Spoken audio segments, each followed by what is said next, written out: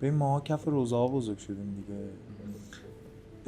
یه اتفاق جالبی که وجود داره تو اینو بچه هیئتی ها خیلی خوب میفهمن، بچه امام حسینی ها خیلی خوب میفهمن. تو هر هلدینگی باشی، تو هر کسب و کاری باشی، هر مجموعه‌ای که کار بکنی، معمولا این شکلیه که حالا نه همشون، معمولا این شکلیه که آدم‌هایی که توی اون مجموعه دارن کار میکنن دوست دارن اگر به یک موفقیتی رسیدن، اگه نمیدونم مجموعهشون قرار حرفه‌ای‌تر بشه، بزرگتر بشه، تو همون جمعی که اون کسب و کار رو راه انداختن شکل بگیره، اونا سود بیشتری ببرن از اون کسب و کار.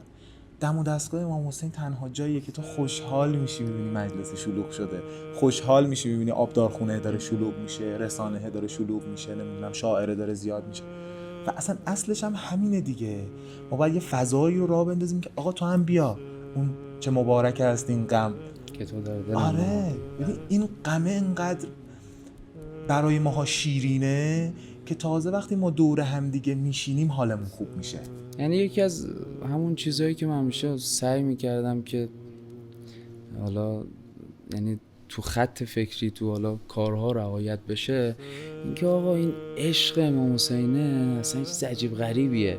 خب یعنی اونی که نچشیده نمیدونه چیه داستانش. اگر یه مقداری حالا با این عشق آشنا بشه، ببینه بابا عشقای دنیایی که دیگه یه چیز خنده‌دار و شوخیه، اون ته تهش هست مثلا یه چیز دیگه. مگه میشه آدم گریه کنه آروم بشه، یعنی خوشحال بشه بعدش از گریه‌ای که داره میکنه، از این اشک رو دوست داشته باشه؟ خب شما مثلا یه اتفاق میفته اشک میریزی، اون از اون ناراحتیه، هیچ وقت اون اشک تلخه رو دوست نداری. ولی همین که تو روزه میای گریه میکنی، اون اشکه اصلا دوستش داری. اون اشک رو حالا بعضیا میگیرن میزنن به صورتشون، میزنن به قلبشون، که یعنی اینو تبرک میدونن. این اشک همون اشکا، ولی یه عشقی توش قاطیه که نمیشه روش قیمه. جنس غمش فرق میکنه. بله حتی سیاهی اصلا ماتمش. میدونی